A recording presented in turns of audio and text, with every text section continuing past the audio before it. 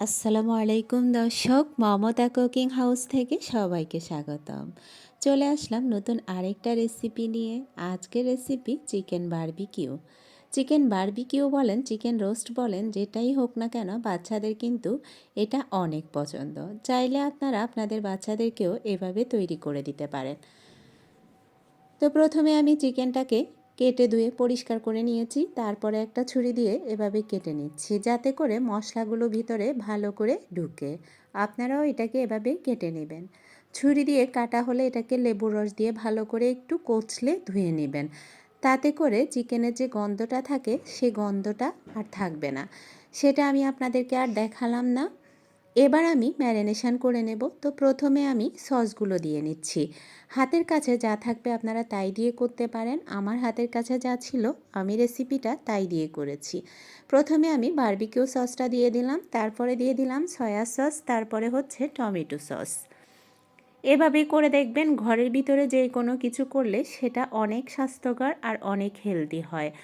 কিছুদিন আগেও দেখলেন বাহিরের খাবার খেয়ে 2টা বাচ্চা মারা গিয়েছে। সেই জন্য চেষ্টা করবেন যাই হোক না কেন বাচ্চাদেরকে বাসায় তৈরি করে দিতে। তাহলে বাচ্চারাও সুস্থ থাকবে, আপনিও নিশ্চিন্ত থাকবেন যে একটা স্বাস্থ্যকর খাবার বাচ্চারা বাসায় খাচ্ছে।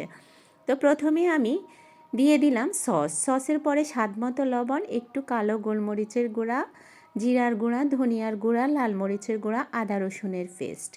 এগুলো সবগুলো উপকরণ দিয়ে এটাকে ভালো করে মাখিয়ে নিতে হবে।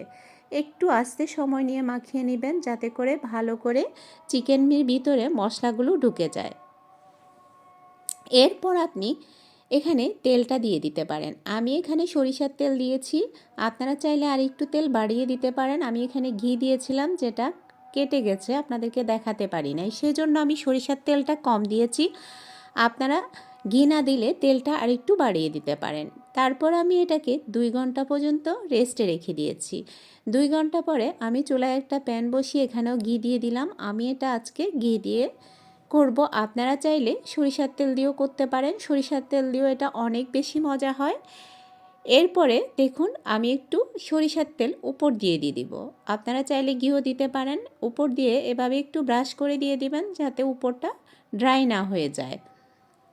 দেখুন আমি আস্তে আস্তে করে উপর দিয়ে ব্রাশ করে দিচ্ছি, আর নিচ থেকে একটু ঘিও তুলে উপর দিয়ে ব্রাশ করে দিবেন, তাতে খেতে বেশি ভালো লাগবে। এভাবেই চিকেনটাকে আমি ফ্রাই করে নিব। আর প্রথমে আমি হাই হিটে বেছে নিলাম কিছুক্ষণ, একটু উল্টে আবার লো মিডিয়াম আছে এটাকে ভেজে নেব। তো সেটা আর আপনাদেরকে দেখাবো না, আমি প্রথমে হাই হিটে ভাজলাম এটাই দেখাচ্ছি, কেননা এটা থেকে যেন পানি বেরিয়ে এটা আবার বেশি সময় লাগবে, আর পানি বেরিয়ে গেলে খেতে ভালো লাগবে না। সেই জন্য প্রথমে চিকেনটাকে একটু করে হাই হিটে ভেজে নেবেন। এরপর এটাকে আমি লো হিটে একদম লো আঁচে ভেজে নেব প্রায় 20 মিনিটের মতো। প্রথমে আমি 3-4 মিনিট করে হাই হিটে 2টা পিঠে ভেজে নিলাম। একদম হাই হিট না, মিডিয়াম হাই। 1 মিনিট মিডিয়াম, প্রথমে একদম হাই হিটে ভাজবেন, তারপরে মিডিয়াম হাই দিয়ে আরও 2 মিনিট করে ভেজে নেবেন।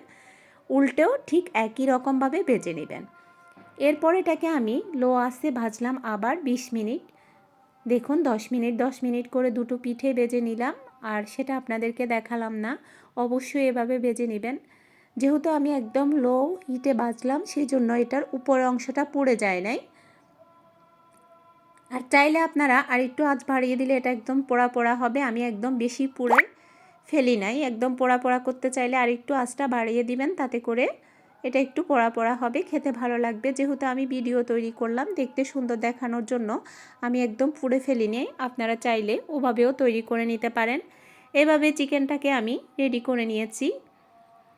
তো চাইলেই খুব সহজে এভাবে বাচ্চাদেরকে আপনি বাসায় তৈরি করে দিতে পারেন। যেহেতু আমি আরেকটা রেসিপি করব, শুধু আমার আজকে একজনের জন্য এই রেসিপিটা, আমি আরেকটা রেসিপি তৈরি করব আজকে। তো সেটা আমার বাসায় একজন খাবে না, তার জন্য আমি এই চিকেন বারবিকিউটা করলাম। আশা করছি সবার ভালো লাগবে। যদি ভালো লেগে থাকে তাহলে অবশ্যই চ্যানেলটা সাবস্ক্রাইব করে আমার পাশেই থাকবেন। দেখুন আমি একটা চিকেন খুলে আপনাদেরকে দেখিয়ে দিলাম ভিতরে কতটা সুন্দর হয়েছে। আশা করছি সবার ভালো লেগেছে। সবাই ভালো থাকবেন। আল্লাহ হাফেজ।